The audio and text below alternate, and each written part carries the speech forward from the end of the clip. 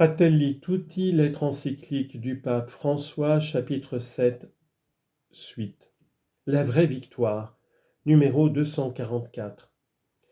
Quand les conflits ne sont pas résolus, mais plutôt dissimulés ou enterrés dans le passé, il y a des silences qui peuvent être synonymes de complicité avec des erreurs et des péchés graves.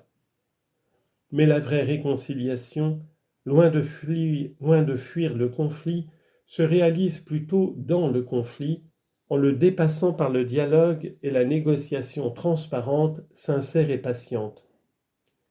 La lutte entre divers secteurs, si elle renonce aux actes d'hostilité et à la haine mutuelle, se change peu à peu en une légitime discussion d'intérêts fondée sur la recherche de la justice. À plusieurs reprises, j'ai proposé un principe indispensable pour construire l'amitié sociale. L'unité est supérieure au conflit. Il ne s'agit pas de viser au syncrétisme ni à l'absorption de l'un dans l'autre, mais de la résolution à un plan supérieur qui conserve en soi les précieuses potentialités des polarités en opposition. Nous le savons parfaitement chaque fois que, en tant que personne et communauté, nous apprenons à viser plus haut que nous-mêmes et que nos intérêts particuliers, la compréhension et l'engagement réciproque se transforment en un domaine où les conflits, les tensions, et aussi ceux qui auraient pu se considérer comme des adversaires par le passé, peuvent atteindre une unité multiforme qui engendre une vie nouvelle. La mémoire.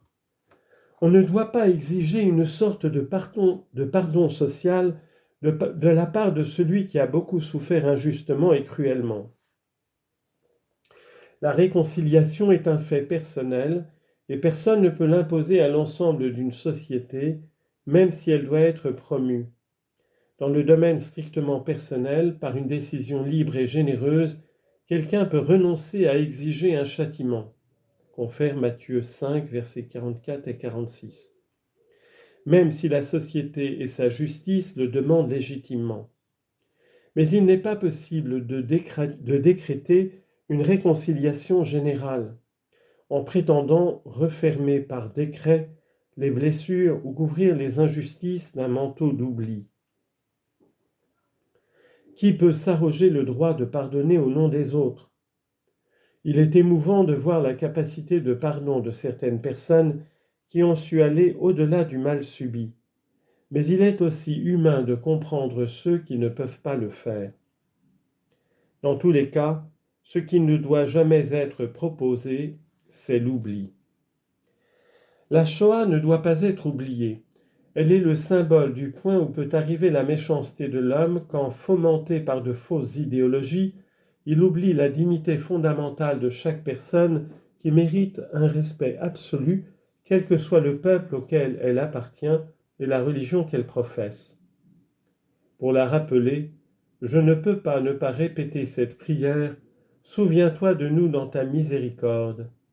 Donne-nous la grâce d'avoir honte de ce que, comme hommes, nous avons été capables de faire, d'avoir honte de cette idolâtrie extrême, d'avoir déprécié et détruit notre chair, celle que tu as modelée à partir de la boue, celle que tu as vivifiée par ton haleine de vie.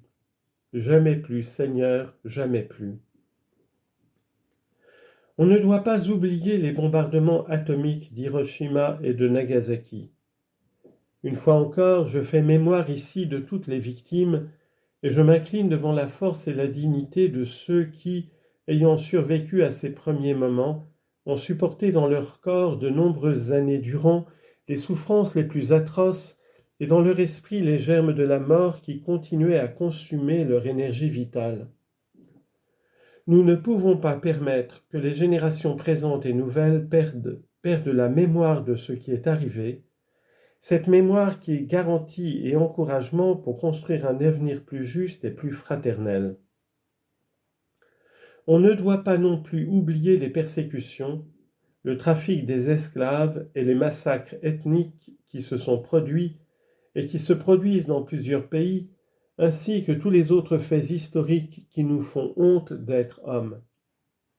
Nous devons toujours nous en souvenir sans relâche, inlassablement, sans nous laisser anesthésier. Il est facile aujourd'hui de céder à la tentation de tourner la page en disant que beaucoup de temps est passé et qu'il faut regarder en avant. Non, pour l'amour de Dieu. On ne progresse jamais sans mémoire, on n'évolue pas sans une mémoire complète et lumineuse. Nous avons besoin de garder vivante la flamme de la conscience collective, témoignant aux générations successives l'horreur de ce qui est arrivé, qui réveille et conserve de cette façon la mémoire des victimes, afin que la conscience humaine devienne toujours plus forte face à toute volonté de domination et de destruction. Les victimes elles-mêmes, personnes, groupes sociaux ou nations, en ont subi pour ne pas céder, en ont besoin pour ne pas céder à la logique qui porte à justifier les représailles et quelque violence au nom de l'énorme préjudice subi.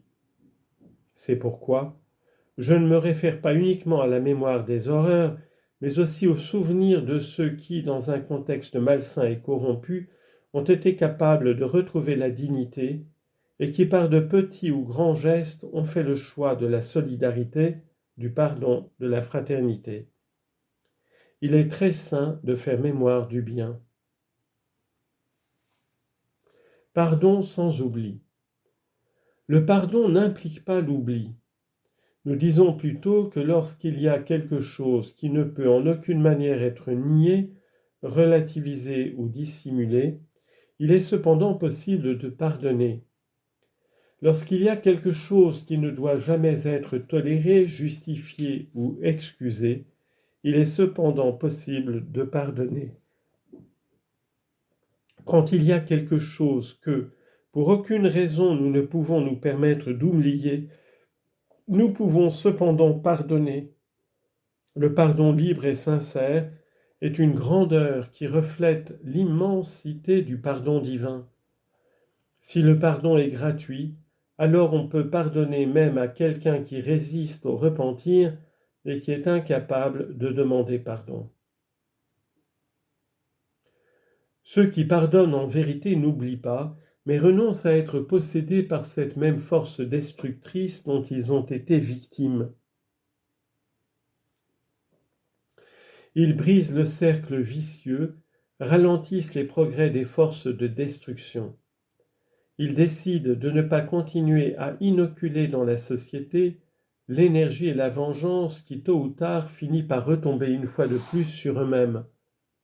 En effet, la vengeance ne satisfait jamais vraiment les victimes. Certains crimes ont été si horribles et si cruels qu'infliger des peines à leurs auteurs ne peut pas donner le sentiment que le dommage causé a été réparé. Il ne suffit pas non plus de tuer le criminel, il serait de même impossible de trouver des tortures qui équivalent aux souffrances que la victime a pu avoir endurées. La vengeance ne résout rien. Cependant, nous ne parlons pas d'impunité. Mais la justice ne se recherche que par amour de la justice elle-même, par respect pour les victimes, pour prévenir de nouveaux crimes et en vue de préserver le bien commun, mais certainement pas pour évacuer sa colère.